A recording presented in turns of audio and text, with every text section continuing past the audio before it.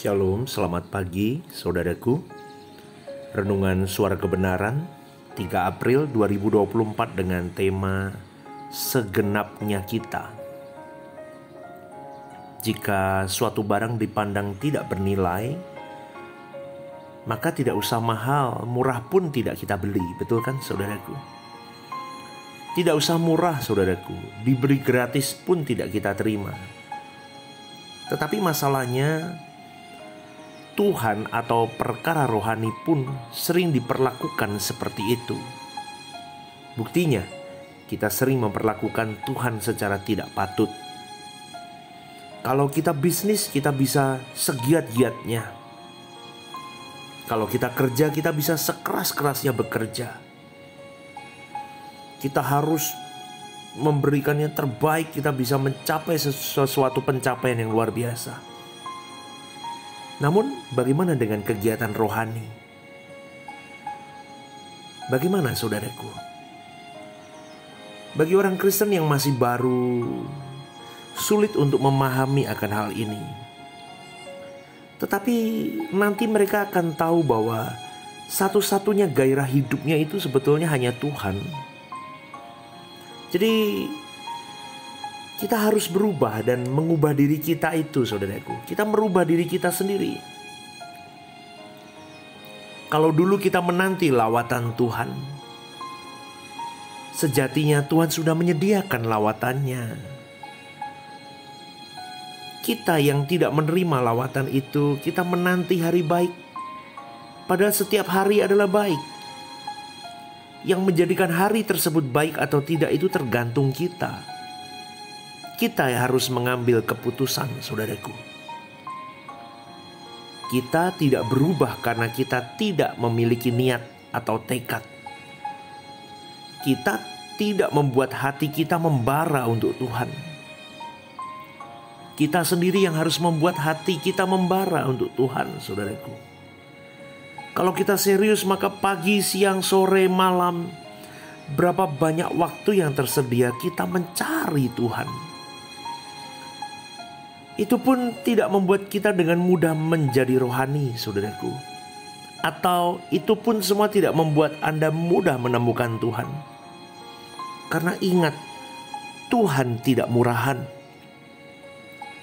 Dia Elohim Yahweh, Allah Israel yang benar-benar pernah membebaskan bangsa Israel dari Mesir. Dia benar-benar pernah membelah Laut Kolsom. Dia yang merobohkan tembok Yeriko. Dia Allah yang sama yang kita sembah. Jadi harganya Tuhan itu segenap hati, segenap jiwa, dan segenap akal budi, dan segenap kekuatan kita, saudaraku. Setiap orang harus dan pasti bisa menemukan segenapnya itu. Roh Kudus akan memimpin dirimu dan diriku. Kita akan sangat menyesal nanti kalau kita melihat kemuliaan Allah. Betapa agungnya, betapa mulianya Tuhan. Dan jika sekarang kita memberikan porsi yang sangat terbatas untuk Dia, maka betapa menyesalnya kita suatu hari nanti. Bersyukur saudaraku, Anda bisa mendengar peringatan-peringatan seperti renungan ini. Karena ini akan menstimulasi Anda. Namun kalau Anda tidak membuat diri Anda membara, tidak mengobarkan, tidak akan bisa. Tuhan berkata, kasihlah Tuhan Allahmu. Berarti kita yang harus membuat diri kita mengasihi Tuhan. Dengan segenap hati, dengan segenap jiwa, segenap akal budi, dan segenap kekuatan. Jadi ini masalahnya. Banyak orang menganggap Tuhan itu murah, sehingga mereka memberi porsi yang sangat terbatas. Padahal saudaraku, segenapnya kita adalah harga yang harus kita bayar untuk mencapai Allah. Jadi ketika kita menjalani hidup, kita menyelesaikan masalah-masalah yang kita harus hadapi. Di situ sering seakan-akan Tuhan tidak hadir. Hal itu yang akan membuat kita mencoba untuk mengisi hari kita dengan tidak menunjukkannya bagi Tuhan. Apalagi dalam menghadapi masalah-masalah yang tidak mudah kita urai, saudaraku. Kadang-kadang kita sudah begitu lelah dan Tuhan seperti membiarkan orang yang mengkhianati kita malah menang. Kita juga merasa seakan-akan Tuhan tidak membela kita. Sejatinya, saudaraku, di situ kita akan belajar mempercayai Allah. Tidak mencurigai Allah. Dan tetap mengarahkan diri kita kepada Tuhan. Banyak orang bingung tidak bisa menjawab mengapa Tuhan seakan-akan mati untukku. Tuhan begitu nyata dan hidup untuk orang lain. Tetapi kenapa mati untukku? Mungkin ada di antara kita yang merasakan seperti itu, saudaraku. Walaupun kita berusaha semurni-murninya melayani Tuhan, setulus-tulusnya berkorban segalanya, mengalahkan kepentingan sendiri, tetapi seringkali kita merasa Tuhan rasanya tidak membela diriku. Kita diam, tetapi ada sedikit kemarahan. Tidak jujur memang, tetapi ada sedikit kejengkelan dalam diri kita. Baru di kemudian hari kita mengerti Tuhan sedang mengajari kita untuk setia, saudaraku. Dalam keadaan seperti itu, kita harus tetap percaya Tuhan. Amin, saudaraku. Kalau kita mau mencapai Tuhan, rasanya sudah terlalu tinggi, tidak akan sampai, saudaraku. Lalu dengan liciknya iblis berbisik, apa sih untungnya dekat Tuhan?